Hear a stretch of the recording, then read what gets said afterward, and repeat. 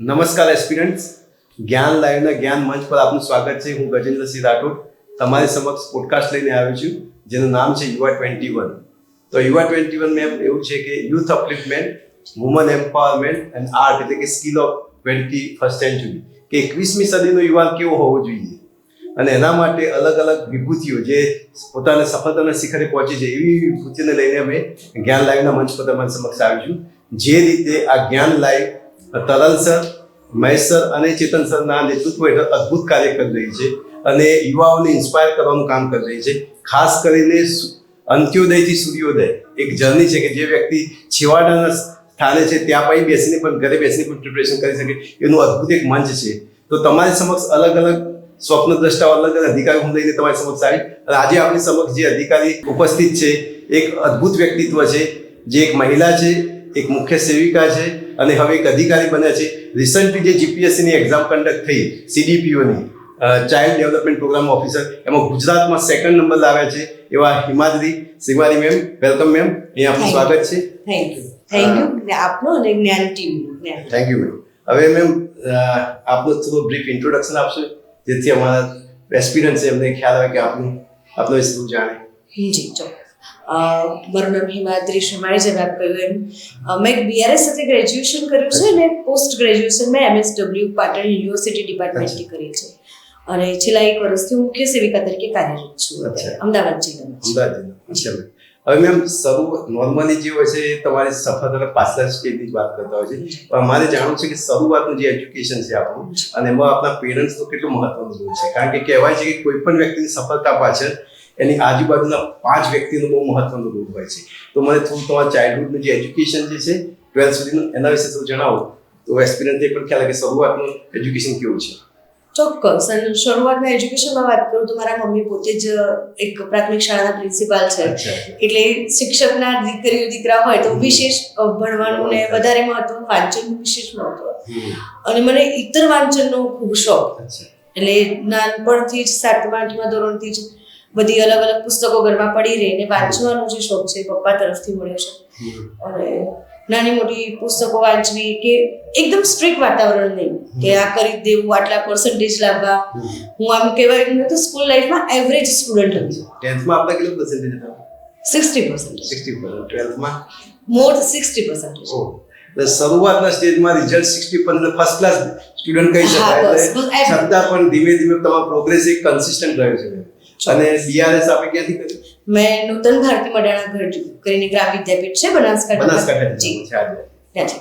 અને MSW Patan university ડિપાર્ટમેન્ટમાંથી કર્યું છે. અચ્છા. જી. અને જેમાં બંનેમાં હું ડિસ્ટિંક્શન સાથે ફર્સ્ટ ક્લાસ છું. તમારો ગ્રાફ અપલિફ્ટ એક્સપિરિયન્સ છે. સરસ. હવે મેમ, આપનો પ્રશ્ન એ છે કે જે આ સંઘર્ષ જે છે એમાં જે રીતે આપણે મમ્મી પપ્પાની વાત કરી, એમનો કેટલો રોલ છે અને જ્યારે તમને એ સમય કેટલો સપોર્ટ કર્યો? તમે મારે કહ્યું કે મારું રિઝલ્ટ એવરેજ આવતું હતું, પણ બાકી બધી બાબતમાં તમે એક્ટિવ હતા. હોલિસ્ટિક ડેવલપમેન્ટ એક પરફેક્ટ એક્ઝામ્પલ છો. એમાં પેરેન્ટ્સનો બહુ મહત્વનો રોલ હોય છે. તે બાબત શું કહેશો આપ? જી બિલકુલ. મમ્મી પપ્પાનો સપોર્ટ એટલે કે બધી, હું એવી સ્ટુડન્ટ જે માર્ક્સમાં બહુ જ હાઈ રહી કે ફર્સ્ટ ના હોય, પણ જે બધું જ જોવા મળે, જે કલ્ચર ડિપાર્ટમેન્ટમાં હોય, જે સ્પોર્ટ્સના મેદાનમાં હોય, જે લાઇબ્રેરીમાં હોય, જે ક્લાસરૂમમાં હોય, એટલે એ તમામ ક્ષેત્રે મમ્મી પપ્પાનું ક્યારે હું અત્યારે છે ને પેરેન્ટ્સનું કે ભાઈ ફર્સ્ટ 90% લાવવા જોઈએ, 91% હોવા જોઈએ, છતાંય બાળકને તો બહુ જ બધું મહત્વ છે. આના પહેલા ઘણી બધી એક્ઝામ મેં 2019થી તૈયારી શરૂ કરી, તેવી ઘણી બધી એક્ઝામ્સ હતી જેમાં હું થોડા માટે રહી જતી. તો મોમ ડેડ તો હંમેશા એમ જ કહે કે ભાઈ તું વાંચવાનું પર થોડું વધારે મહેનત કરો. એમને હંમેશા સપોર્ટ કર્યો, પોઝિટિવ સાઈડ બતાવી કે થઈ શકે. એક દિવસમાં તો ક્યારે રાતોરાત કશું નથી થઈ શકતું, પણ એમના સપોર્ટના કારણે જ એટલી થઈ શકે. તો તમે તો BRS કર્યું, પછી MSW કર્યું, અને તમને પહેલી પરીક્ષા કોમ્પિટિટિવ એક્ઝામનો આઈડિયા ક્યારે આવ્યો? ખરેખર આ ફિલ્ડમાં જો કોમ્પિટિટિવ એક્ઝામ પ્રિપરેશન કરું, એ ફર્સ્ટ ટાઈમ તમને ક્યારે આવો આઈડિયા આવ્યો હું આ ફિલ્ડમાં જવું? આમ તો બહુ બધું જ મારું માસ્ટર પત્યું એના પછી હોસ્ટેલમાં રહીને હું ભણી છું, એટલે મને એવું જ હતું કે એકાદ વર્ષ પપ્પા મમ્મી સાથે ઘરે રહો, 5 વર્ષ હોસ્ટેલમાં વિતાવ્યા. એટલે એ પછી ઘરે આવીને એમ 6-7 મહિના તો એમ જ ખાલી કહેવાય ને ચીલ કર્યું કે કશું નથી કરવું ને ક્યાંય જોબ પણ નથી કરવી. એવી ફાઇનાન્શિયલ આવશ્યકતાઓ પણ કોઈ હતી નહીં જોબ માટેની. ભાઈનું ગ્રેજ્યુએશન પૂરું થયું એટલે એણે એની એવી ઈચ્છા હતી કે એને યુપીએસસીની તૈયારી કરવી છે.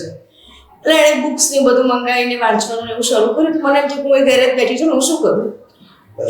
અને એવી રીતે મેં તૈયારી પછી એણે શરૂ કરી એટલે મેં જોડે જોડે બ્રધરની સાથે સિબલિંગનો બેનિફિટ તમને મળે. હા, એટલે એના કારણે જ મેં તૈયારી શરૂ કરી. અચ્છા. અને સૌથી પહેલી પરીક્ષા કેટલી પરીક્ષા ત્યાં સુધી તમે આપી ચૂક્યા છો? 2019 પછીની આવેલી તમામ exams. બધી જ એક્ઝામ થાય. એમાં ક્વોલિફાય થયા, નજીક પહોંચ્યા, ના પણ થયું? ના થયું એવી ઘણી બધી છે. અચ્છા. અને ક્વોલિફાઈડ તો 2020-21 પછી બધી જીપીએસસી પ્રિલિમ્સ પાસ કરી છે, મેન્સ લખી છે, એસટીઆઈ, ડીઆઈએસઓ. ફાઇનલ સિલેક્શન નથી થયું. ના.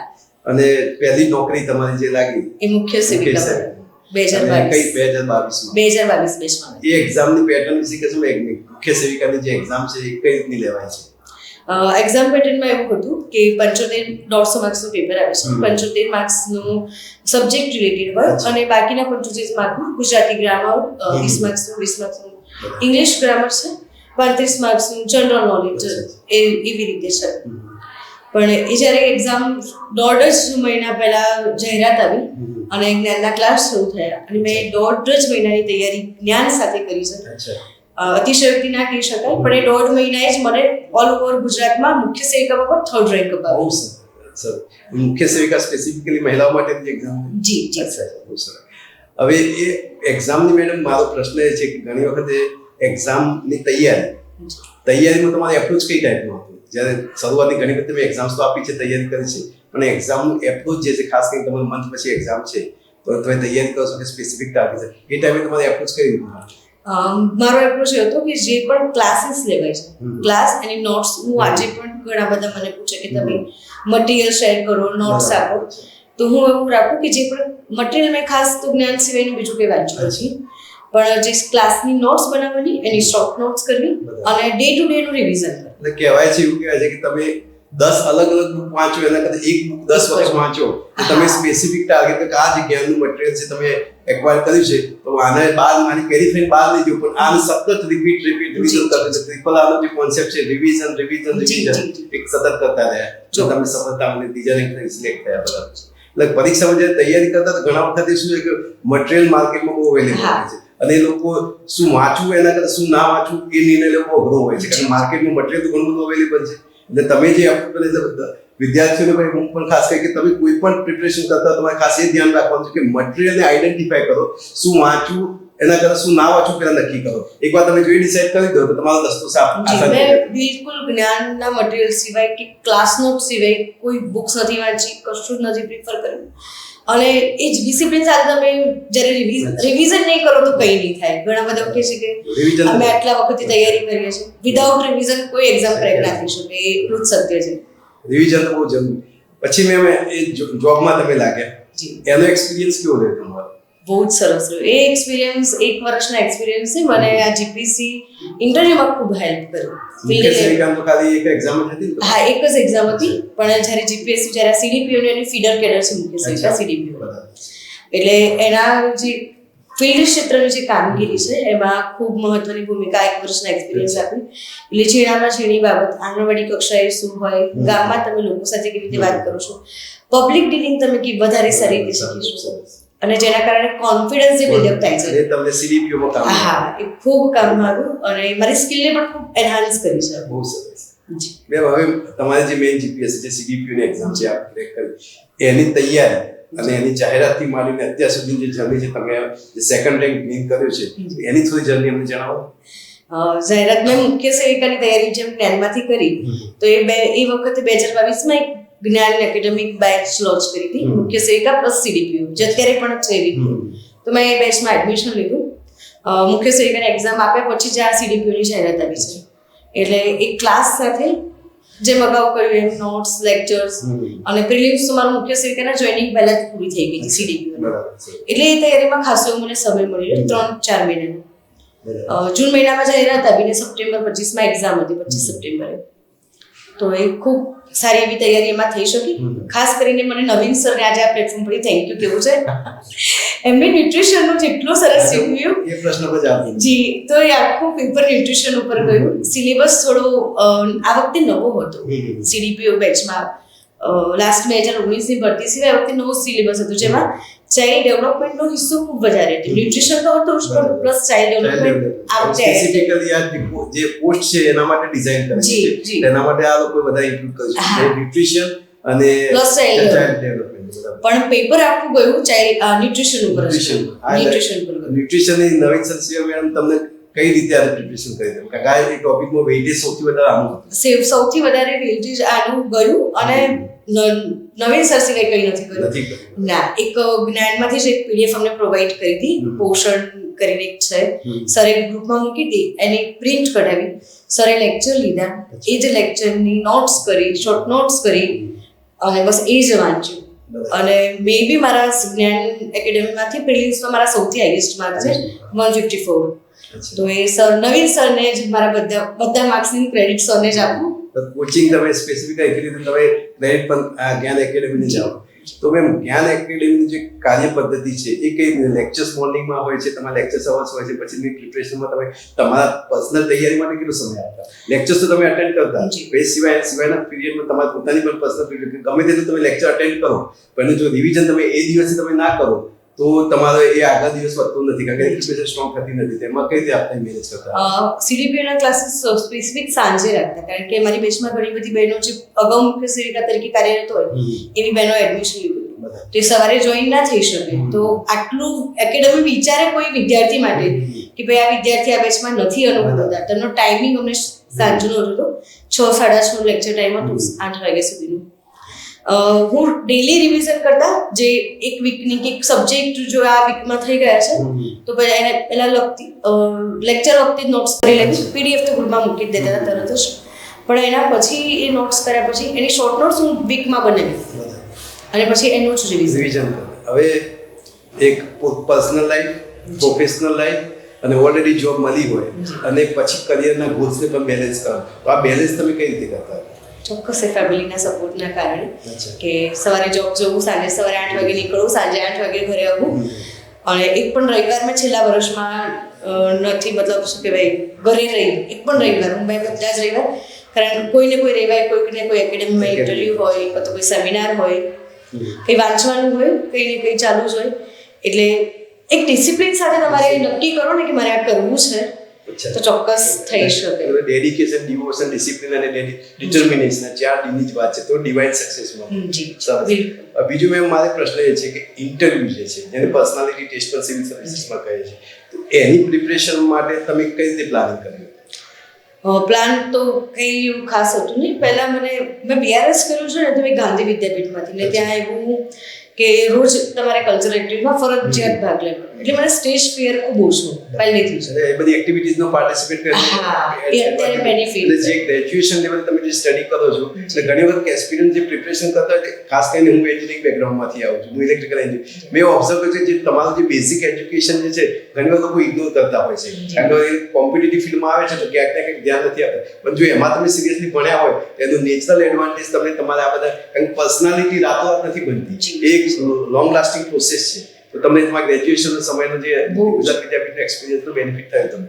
મને મારા ગ્રેજ્યુએશન પોસ્ટ ગ્રેજ્યુએશન માસ્ટર ડિગ્રીનું એમએસડબ્લ્યુનું પણ એટલું જ ફાળવવામાં રહ્યો છે કારણ કે એમાં ફિલ્ડ ક્ષેત્ર સાથે તમારે કામ કરવાનું હોય જેમાં આડકતરી રીતે તમારે પબ્લિક ડીલિંગ કરવાની જ છે એટલે તમને લોકો સાથે વાત કરતા કે પછી પૂછતા અજાણ્યા લોકોમાં વચ્ચે જઈને ભળતા આવડી છે તો એ ઘણો બેનિફિટ તમને પેલું સામે કોઈ કોણ બેઠ્યું છે એની બીક જે બનવા હા એ જતું છતાંય મેં જ્યારે જ્ઞાનમાં પહેલું ઇન્ટરવ્યૂ આપેલું લાસ્ટ ડિસેમ્બરમાં ત્યારે નર્વસનેસ ફર્સ્ટ ઇન્ટરવ્યૂ તમારે આજે જ તમે જોઈ શકો છો એપમાં છે જ આજની તારીખમાં આંખ બંધ થઈ જાય મારી અને આપણે બધું જ ભૂલી જવાય અને હા હું આજે સહજતાથી સ્વીકારું જ છું એ વાત કે ચેતન સર સામે બેસી તો આજે હું નર્વસ ફીલ કરું એટલે આ પ્રોસેસ વન બાય વન તમે સતત પ્રેક્ટિસ કરતા તમને ઇન્ટરવ્યુ બેનિફિટ મળે તો એ દિવસે મને ખૂબ બધી ઇમ્પ્રુવમેન્ટ્સની નોટ્સ મળેલી પહેલા ઇન્ટરવ્યુમાં મેં છેલ્લું ઇન્ટરવ્યુ જ્યારે જ્ઞાનમાં આપ્યું 26 નવેમ્બર 2023 કેટલા આપેલા મૂક ઇન્ટરવ્યુઝ જ્ઞાનમાં 4 આપે ને બીજી અધર એકેડેમીઝમાં પણ આપે છે એટલે પ્રેક્ટિસ તો સતત આ પ્રેક્ટિસનો જ વિષય છે જી વિધાઉટ પ્રેક્ટિસ અને જે તમને ઇનપુટ મળે એના પર સતત તમે વર્ક કર્યું અને પછી તમે ઇન્ટરવ્યુ ફેસ કરો હવે ઇન્ટરવ્યુના મેડમ તમે એક્સપિરિયન્સ શેર કર્યો તમને કેવા કેવા ક્વેશ્ચન્સ પૂછ્યા અને એમાં ઇન્ટરેસ્ટિંગ ક્વેશ્ચન કયા હતા જે તમને થયું કે એ લોકો પણ તમારા કારણ કે હોલિસ્ટિક તમારું ઓવરઓલ પર્સનાલિટી ચેક કરતા હોય છે અને અલગ અલગ ક્વેશ્ચન પૂછે છે. તો તમારા ઇન્ટરવ્યુ જે તમારે જ્યારે ઇન્ટરવ્યુ થયું પેનલમાં એનો એક્સપિરિયન્સ શેર કરશો? મારું ઇન્ટરવ્યુ 18 મિનિટ ચાલેલું. આશા મેડમ હતા એટલે હાઈએસ્ટ ક્વેશ્ચન મને આશા મેડમે જ પૂછેલા. સામાન્ય આપણા પરિચયથી માંડીને ગુજરાત પરિચય વિશે પૂછ્યું, અમદાવાદ જિલ્લામાંથી છું તો અમદાવાદની ખાસિયતો પૂછી મને. અને મારા વિષય સબ્જેક્ટ કરતા એમને મને પૂછ્યું કે અમદાવાદ જિલ્લામાં મહિલાઓને શું તકલીફો પડે, કે શું એવી બાબતો છે જે તમે એમને કહેવા માંગશો. એટલે આપણે NFH 5 ના ડેટા અનુસાર મેં કીધું કે અમદાવાદ જિલ્લામાં એનિમિયાનું પ્રમાણ વધારે છે બીજા બધા જિલ્લા કરતાં, કિશોરીઓમાં પણ. અને મહિલાઓમાં જે મારો વિસ્તાર છે એમાં વ્યસનનું પ્રમાણ મહિલામાં પણ વધારે જોવા મળે છે. એટલે એમને આ વ્યસન શબ્દ પકડી લીધું, મહિલાઓના વ્યસન માટે. અને પછી મારું અડધું ઇન્ટરવ્યુ વ્યસન ઉપર ગયું અને ફૂડ હેબિટ ઉપર ગયું. હા, જે ન્યુટ્રિશનના સર હતા એમણે મને એવું કીધું કે તમે આ વ્યસનની બધી વાત તો કરી, પણ એક છોકરીઓમાં મહિલાઓમાં સ્ટ્રીટ ફૂડ ખાવાની વધારે આદત હોય કે રૂટીન લાઈફમાં પાણીપુરીનું. તો મને 7 થી 8 ક્વેશ્ચન પાણીપુરી પર આવેલા. તમે પાણીપુરીમાં શું ઇનોવેટિવ કરી શકો, તમારે આ લાભાર્થી પાણીપુરી ના જ ખાય એ માટે તમે શું કરી શકો. તો મેં સ્પષ્ટપણે ના પાડી દીધી કે હું એવું કશું કર્યું નથી ને હું એવું કદાચ કરી પણ ના શકું કે હું આજે તમને કહું કે તમે પાણીપુરી ના ખાઓ. અવેરનેસ તો ફેલાવી શકો પણ કોઈને પોસિબલ નથી ને. હા, કારણ કે ફૂડ હેબિટ છે, ચેન્જ થતા લાંબો સમયગાળો છે. Long lasting process. હા, વાર લાગે, સમય લાગે, તો એ બધી પણ ખૂબ સરસ રહ્યું. અને મને એ કેવું છે કે જે તમે મોક ઇન્ટરવ્યુ આપો ને એનો બેનિફિટ મને એટલો રહ્યો કે આવડે ના આવડે કે એ બધું તો બે નંબરનું વસ્તુ છે, પણ 18 મિનિટ એક પણ સેકન્ડ હું નર્વસ કોન્ફિડન્સફુલ. અને મારો 15 દિવસના ઇન્ટરવ્યુ હોય, મારો 12મો નંબર હતો. 3 વાગે મારો નંબર આવેલો, સવારે 9:15 ના ગયેલા. તો ત્યાં સુધી કોન્ફિડન્સ જાળવી રાખ્યો. ત્યાં બેસી દો ને બાદ જે વેટિંગ એરિયામાં સૌથી ચેલેન્જિંગ કે મેં પોતે ફેસ કર્યું છે ઇન્ટરવ્યુ, મને ખ્યાલ છે. બરાબર. કોઈ ઇન્ટરેસ્ટિંગ એવો ક્વેશ્ચન તો જે પેનલ તમારે એક સ્પેશિયલ ટેસ્ટ લીધું હોય, તમને એવું લાગ્યું કે આ ક્વેશ્ચન પૂછીને મને લાગ્યું મેં સ્પેશિયલ ચેક કરી, કોઈ અનુભવ થયો? ના, એમને મને ફૂડ પેટર્ન ઉપર એમને એમ જ કીધું કે તમે કેમ ના કેમ તમે તમારામાં એટલી સમજણ કે મેં એમને મારી પૂછી હતી સ્ટ્રેન્થ કે શું છે. મેં કીધું કે કોમ્યુનિકેશન સ્કિલ મારી ખૂબ સારી છે.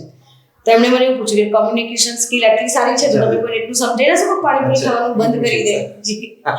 તો મેં પ્રેમથી ડિનાય કરી દીધું કે ના સર, હું નથી કરી શકતી ને, હું કારણ કે ખોટું કરવાનો કોઈ અર્થ નથી. મેં CDPO જે પોસ્ટ છે એની મુખ્યત્વે કામગીરી શું હોય? એની મુખ્યત્વે કામગીરી ICDS ડિપાર્ટમેન્ટ અંતર્ગત. ICDS એટલે ઇન્ટિગ્રેટેડ ચાઇલ્ડ ડેવલપમેન્ટ સ્કીમ. જી, બરાબર. હા, એના અંતર્ગત આપણે જે 0 થી 6 વર્ષના બાળકો, માતા, સગર્ભા માતા અને ધાત્રી માતા અને કિશોરીઓ સાથે 15 થી 45 વર્ષની વય જૂથની અન્ય ગામની મહિલાઓ આ જે લાભાર્થી છે એમની આરોગ્ય સેવાઓ, એમનું રસીકરણ, બાળકોનું પૂર્વ પ્રાથમિક શિક્ષણ અને પૂરક પોષણની જે સરકારી જે સેવાઓ છે એ વ્યવસ્થિત એમને મળી રહે. અને એમનું જે પોષણનું સ્તર આપણું જે છે, કુપોષણનો દર ઓછો થાય અને પોષણનું સ્તર જળવાય અને સશક્ત નાગરિક ભારત કુપોષિત જે છે પોષણ અટકાવીને એમને ઓવરઓલ હોલિસ્ટિક ડેવલપમેન્ટ ચાઇલ્ડ માટે જે ક્લાસરૂમ લેવલનું જે કામ છે એટલે તમારા શિક્ષણ વિભાગ સાથે પણ આવતું, અલગ અલગ વિભાગ સાથે સંકલન કામ આવતું છે. ખૂબ જ શિક્ષણ સાથે, આરોગ્ય સાથે, પંચાયત સાથે. તો મેડમ, મુખ્ય સેવિકાથી તમે એક અધિકારી બન્યા છો, તો આ બંનેમાં તમને ફરક શું લાગે? હવે જે ફેજ છે તમે અત્યારે નહીં કે લગ્નના સમયમાં લગ્ન બધા વિવાહ થયા, એ જે ફેજ હોય ફેજમાં તમે કહી શકો તમે એન્જોય કરો કે અધિકારી બની પણ ગઈ છો અને મુખ્ય સેવિકા તરીકે કામ પણ કરે. આ ફેજમાં તમને કેટલું ચેન્જ લાગે છે અને કામગીરીમાં પણ તમને કેટલા કોન્ફિડન્સ ફીલ કરો છો? કોન્ફિડન્સ તો ખૂબ જ ફીલ થાય ને ખૂબ અત્યારે તો ખૂબ મજાનો જે સમય કહેવાય ને એ ફીલ થઈ રહ્યો છે કે મેરેજ સાથે જ એનાલોજી મેં સેટ કરી એન્ગેજમેન્ટ ત્યાં મેરેજની ડેટ આવતી હોય એ ફેઝમાં હોય, કારણ કે તમે અધિકારી બની ગયા છો અને હવે તમે ઓફિસમાં જતા હશો તો એક અલગ પ્રકારનું રિસ્પેક્ટ તમને આખું લોકોનું થોટ પ્રોસેસ અને પરસેપ્શન ચેન્જ થઈ ગયું. તમારામાં કોઈ ચેન્જ નથી આવ્યો પણ સામેવાળા લોકોમાં ચેન્જ, એક નેચરલ ચેન્જ આવ્યો. એ બાબતે બસ આઈ એમ ગ્રેટફુલ. બહુ સરસ. હવે ખાસ કરીને તમે મહિલા છો, દીકરી પણ છો, તો મારો એક પ્રશ્ન એ છે કે ખાસ કરીને ગુજરાતમાં જે મહિલાઓના શિક્ષણની બાબતમાં છે અને પેરેન્ટ્સની બાબત જે દીકરીઓ માટે એજ્યુકેશનલ જે એમ્પાવરમેન્ટ વુમન એમ્પાવરમેન્ટની વાત કરે છે તો એ જે દીકરીઓ જે તૈયારી કરવા માંગે છે જે છેવાડાની દીકરી જેમ કે પોસીના છે કે ઉમરગામ છે કે જે એ દીકરીઓ ખરેખરમાં ટેલેન્ટ છે પોટેન્શિયલ છે પણ પોતાની જાતે લિફ્ટ નથી કરતી તો આવી દીકરીઓને તમે શું સંદેશ આપશો? ચોક્કસ હું તો માતા પિતાને અને દીકરીઓને પણ એ જ કહેવા માંગીશ કે કરિયર ઓરિએન્ટેડ રહેવું જોઈએ. પહેલા તમારા શિક્ષણ ના માત્ર આજીવિકા માટે કે અર્થોપાર્જન માટે પણ એક સારી જીવનમાં એક સારી સમજ આપણામાં કેળવાય. તમે સમાજ માટે કંઈ આપી શકો, પોતાની માટે કંઈક કરી શકો, એની માટે પહેલું મહત્વ આપણે શિક્ષણને ચોક્કસ આપવું જોઈએ. અને જ્ઞાન લાઈવ ખૂબ સારું પ્લેટફોર્મ એનું લઈ આવ્યું છે. અને અત્યારે તો ઓનલાઈન ટીચિંગ પણ બહુ જ સરસ છે. ગવર્મેન્ટ પણ એના સારા એવા પ્રયત્ન કરી રહી છે. હા, તો એ બધાનો યુઝ કરે. ખાસ કરીને યોજનાઓ પણ અલગ અલગ છે. વાલી દીકરી યોજના, તમે જ્યારે ગામથી કોઈ વિસ્તાર દૂર છે તો બસમાં આવવા ફ્રી પાસની પણ સેવા સુવિધા આપેલી છે. તો ચોક્કસ તમારે ભણવું જ જોઈએ અને પોતાનું કરિયર, પોતાના વ્યક્તિત્વને આગળ લઈ જવું જોઈએ. દુનિયા અને દેશ ખૂબ મોટું છે અને સ્કાય ધ લિમિટ છે. અને સરકાર પણ ઘણી બધી રિઝર્વેશન પણ આપે છે. તમે રાજ્યસભા લોકસભામાં પણ જોયું છે, તમે તક પણ આપે છે, ઓપોર્ચ્યુનિટી. તો એને એન્કેશ કરો, મારું એ કહેવું. Thank you ma'am. હવે એક રેપિડ ફાયર ક્વેશ્ચન પણ મેડમ આપણે ડિઝાઇન કર્યો જેથી તમને એસ્પિરન્ટ જાણે. એક થોડા લાઇટર મોડમાં છે કે જેમ કે તમારા આદર્શ વ્યક્તિ કોણ? મારા મમ્મી છે. તો કહેશો કેમ મમ્મી? નોર્મલી મમ્મી તો હોય પણ છતાં પણ તમે એવી કઈ ક્વોલિટી છે મમ્મીની કે જે મમ્મીની એ ક્વોલિટી કે આજની તારીખમાં 60 યર ઓલ્ડ છે. અચ્છા, ટીચર પણ. હા, ટીચર. તો એમની એક કે આપણી ડિસિપ્લિન વાળી વાત છે ને, એ એમની મને શીખવાય. તો એ શરૂ કરે ને કંઈ પણ નવી વસ્તુ તો છોડી ના દે. ગમે તેવી અડચણ આવે પણ એ સ્ટીક એને રહે અને એને ફોલો કરે. અને આજની તારીખમાં કંઈ પણ નવું તરત એક્સેપ્ટ કરી શકે. આપણને ક્યારેક એવું થાય કે આ છે નવું આવ્યું તો સ્વીકારી ના સ્વીકારે. તો મારા મમ્મીમાં છે બે ગુણ ડિસિપ્લિન એમનામાંથી શીખી છે. અને બીજું પણ મૃદુતા અને મક્કમતા. હા, મધર મૃદુ હોય અને મક્કમ પણ. અને મારી મમ્મા તો બહુ જ વાહ. તમે એમ કહીશ મધર માટે, મધરનું ચાર એમ: મૃદુતા, મક્કમતા, મહાનતા અને મધર. પછી મેમ આપનું ફેવરિટ પુસ્તક? ઓટોબાયોગ્રાફી બાય યોગાનંદ પરમહંસની છે. ખૂબ સરસ છે. હું તો આ સ્ટેજ પરથી કહેવા માંગુ કે વધારે કે વાંચવી જ જોઈએ. અને પુસ્તક વાંચન તો બહુ તમારા લાઈફનું સૌથી મહત્વનું જે કહેવાય તમારે અમારા પાયામાં ઇતર વાંચન છે એટલું માટે એક્સ્ટ્રા કરિક્યુલર એક્ટિવિટીમાં વાંચન તમારું એ હોબીમાં મને તમે જ બતાવ્યું છે. હા. બીજું તમારી ફેવરિટ ટેગલાઇન, તમે જ્યારે ડાઉન એન્ડ આઉટ હો, તમને લાગે છે કે હવે નથી કંઈ કરવું અને અચાનક તમારી ટ્રિગર મોમેન્ટ જોતી કોઈ ટેગલાઇન ખરી? ટેગલાઇન તો નહીં, પણ મને છે ને એક કવિતા છે બચ્ચન સાહેબની, હરિવંશ સાહેબ બચ્ચન સાહેબની છે આપેલી. સોરી સર, લાઈન ભૂલી ગઈ એટલું કર. અચ્છા, લહેરો સે ડરકર લોકા પાર નહીં હોતી, કોશિશ કરને વાલે. આ એની પોએમ હું તમને કહી દઉં કે પેલી છેલ્લી પોએમ છે: असफलता एक चुनौती है, उसे स्वीकार करो, क्या कमी रह गई देखो और सुधार करो, जब तक सफल ना हो नींद चैन को त्यागो, तुम संघर्ष का मैदान छोड़कर मत भागो, कुछ किए बिना ही जय जयकार, कोशिश करने वालों की कभी हार नहीं. હા, એ બહુ અદ્ભુત લાઈન છે, મારી પણ ફેવરિટ છે. પછી પોલિટિક્સ બાબતે પણ, કારણ કે પોલિટિક્સ તમે માનો કે ના માનો આપણી લાઈફમાં ડે ટુ ડે લાઈફમાં જોડાયેલું છે, તો આપના આદર્શ રાજનેતા કોઈ? શ્રી અટલ બિહારી વાજપેયી. વાજપેયીજી તમારી સંગીત ગુરુ પણ આવ્યા હતા, તો તમે ચોક્કસ જોશો. ફેવરિટ એક્ટર આપના કોઈ? શાહરુખ ખાન. અને ફેવરિટ એક્ટ્રેસ? દીપિકા પાદુકોણ. અને ફેવરિટ મૂવી? હમણાં રિસન્ટલી 12th ફેલ આવ્યું છે. 12th fail. હા, એક સ્ટોરી પર મેં બનાવી છે 12th ફેલ પર. જી. અને ફેવરિટ હોલિડે ડેસ્ટિનેશન? એમ તો બહુ જ બધા છે, પણ મને અરવલ્લીની પર્વતમાળા ખૂબ બધી ગમે છે અને અરવલ્લીમાં આવેલા દરેક ડેસ્ટિનેશન મારા ફેવરિટ ડેસ્ટિનેશન છે. અને વતન ક્યાંનું આપનું? મારું વતન અમદાવાદ જિલ્લાનું દેત્રોજ તાલુકો. વતન પ્રેમ માટે તમારા ગામની દીકરીઓ, વતનની દીકરીઓ છે, ગામના લોકો માટે કોઈ શબ્દ તમે એમના માટે કોઈ સંદેશ આપવાનો? કારણ કે ગામની દીકરી જ્યારે એક અધિકારી બને તો આખા ગામ માટે એક અવસર થઈ જાય છે. અને 12th ફેલમાં પણ કહ્યું છે કે જ્યારે એક ગામમાંથી એક વ્યક્તિ આગળ નીકળે છે તો આખો માહોલ ચેન્જ કરે. તો વતન પ્રેમ માટે કોઈ શબ્દ કહેશો મેમ? વતન પ્રેમ માટે એવો શબ્દ કઈ બધા વતનના જે તમારા વતનના મતલબમાં તો મેં ભારત આખા કોન્સેપ્ટમાં લીધેલું કે વતન પ્રેમ એટલે ભારત માટેનો એટલે હોલિસ્ટિક. આજના યુવાનોને સંદેશ આ તો દીકરીઓની તો વાત કરી, મહિલાઓ માટે પણ વાત કરી, પણ ખાસ કરીને તમે મહિલા સશક્તિકરણ એક આદર્શ એક્ઝામ્પલ પણ છો, પણ દીકરાઓ પણ તૈયારી કરતા હોય છે, એમને તમે શું કહેશો? કારણ કે મેં એક વસ્તુ મેં જોઈ છે કે દીકરીઓ જે હોય છે એ પરફેક્શન તરફ વધારે હોય છે અને એક્સલન્સ તરફ છે, પણ દીકરાઓ ક્યાંક ને ક્યાંક ઘણી વખત ડિસ્ટ્રેક્ટ થતા હોય છે. તો એમના માટે તમે કોઈ મેસેજ આપો કે તમે ગુજરાતની એક સૌથી પ્રેસ્ટિજિયસ એક્ઝામમાં સેકન્ડ રેન્ક પ્રાપ્ત કર્યું છે, તો તમારા શબ્દો એમને 100% ટેમ્પ કરશે અને મોટિવેટ કરશે? ચોક્કસ. જે પણ કરો એ દિલથી કરો, જે ગમે એ કરો અને ડિસિપ્લિન સાથે કરો. બસ એ કરો એટલે સક્સેસ આગળ છે. તો મિત્રો, એસ્પિરન્ટ્સ આ હતા હિમાદ્રી મેડમ, જે એક અદ્ભુત વ્યક્તિત્વ છે, એક મહિલા છે, એક મુખ્ય સેવિકા છે અને હવે એક અધિકારી અને એક સ્વપ્ન દ્રષ્ટા. હકીકતમાં હું અહેસાસ તો ખાસ યુવાનોને કહેવા માંગુ છું કે આવા વ્યક્તિત્વને સાંભળો તમે અને એનાથી મોટિવેટ થાઓ, અને જે પણ તમારું લક્ષ્ય છે, હું ઘણી વાર કહું છું, લક્ષ્ય, લક્ષ્યાંક અને લક્ષ્યાર્થ, એની તરફ જો તમે માનશો તમને 100% સફળતા મળશે. અને ભગવદ્ ગીતામાં પણ કહેલું છે કે યદ્રાચરિતિ શ્રેષ્ઠ દેવતરો જન સંયત પ્રમાણમ કુરુતે લોકસ્તનું વર્તતે. કહેવાય છે કે how behaves the best of men, so behaves the best of men. He is example, they will so saying he did so, we do so. જો મેડમ કરી શકે તો કોઈ પણ દીકરો કરી શકે, કોઈ પણ દીકરી કરી શકે. અને લીડર જે છે, લીડર ક્રિએટ કરે છે, ફોલોઅર નથી કરતો. ઇન્સ્ટાગ્રામ ને એની જેમ ફોલોઅર્સ ક્રિએટ નથી કરતો, પણ લીડર ક્રિએટ કરે છે. અને આવા જ એક લીડર છે. થેન્ક યુ મેડમ, જ્ઞાન લાઈવને સમય આપવા માટે.